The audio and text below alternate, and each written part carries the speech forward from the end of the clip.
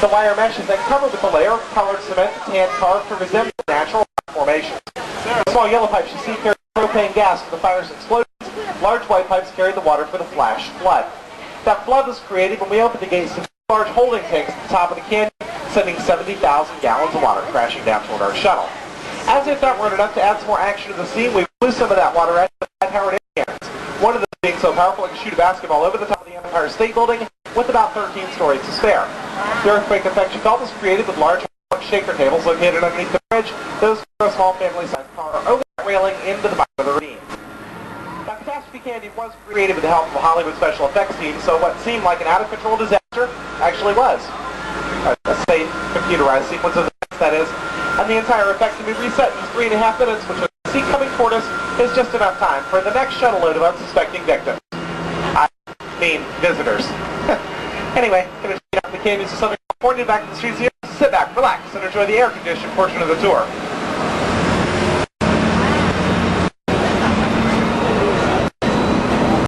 And it looks like they all bailed out before they got there. They must have found something out. If anybody sees anybody hanging out on the side of the road, just wave to me. We'll stop and pick them up. Anyway, back to your right-hand side. You might have noticed the airplane does have very special meaning to us here at the Disney GM Studios.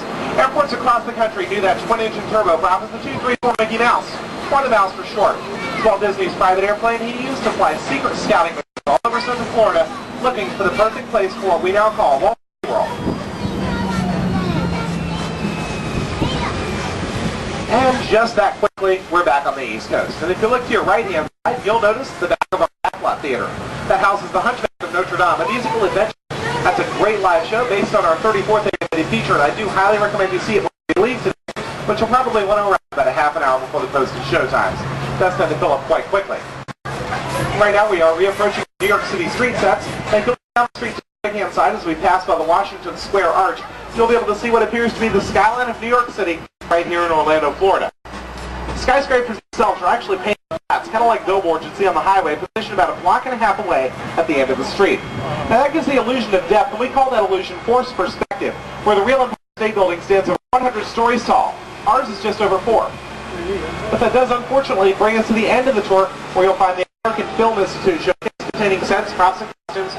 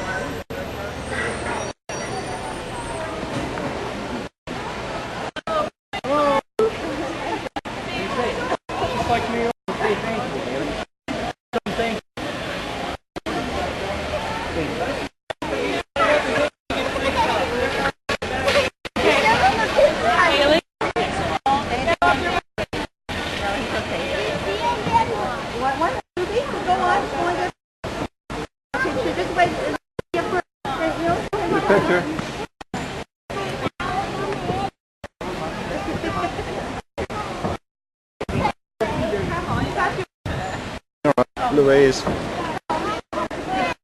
Louise.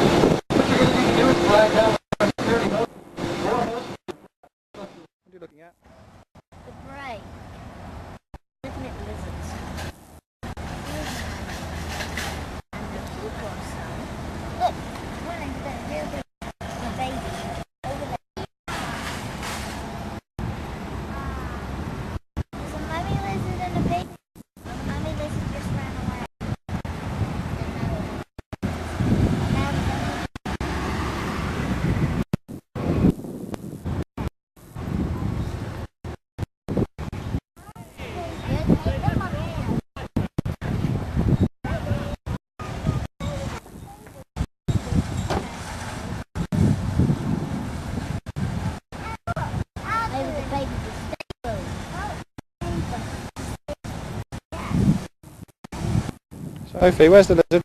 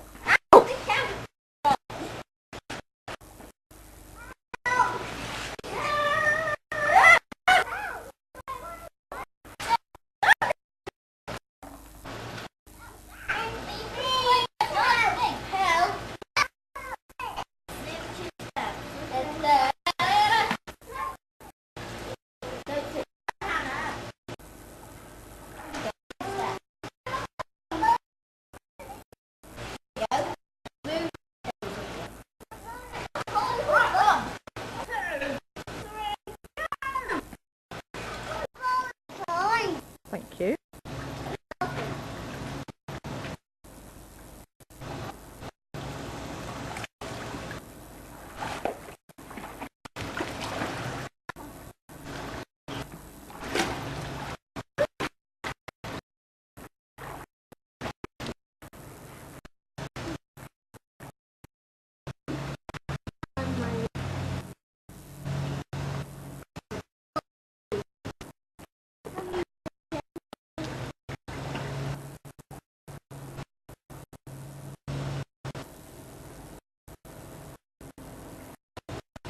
The lady leaf. Love you. Yeah.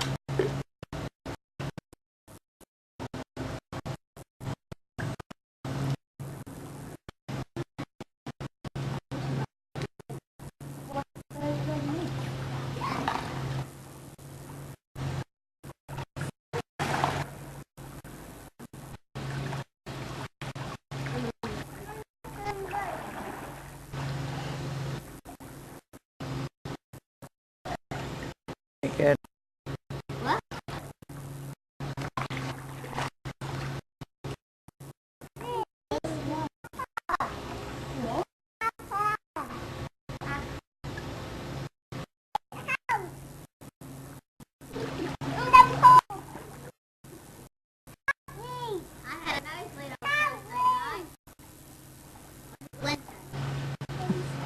Can't remember. Thursday night, I think. No, was it Thursday night? Hmm.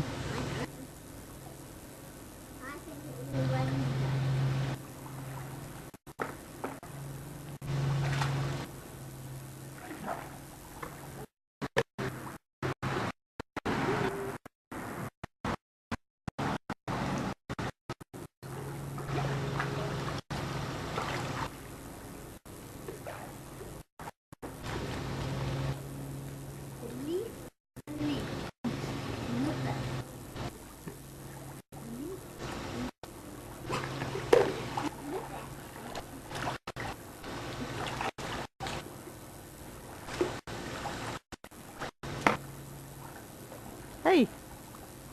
Don't throw stones in there. Don't, Sophie. What you do? What you do? She's throwing a stone in there. Where? The bottom. Oh. Oh, where did you put it go? Where did it go? No! Don't you dare.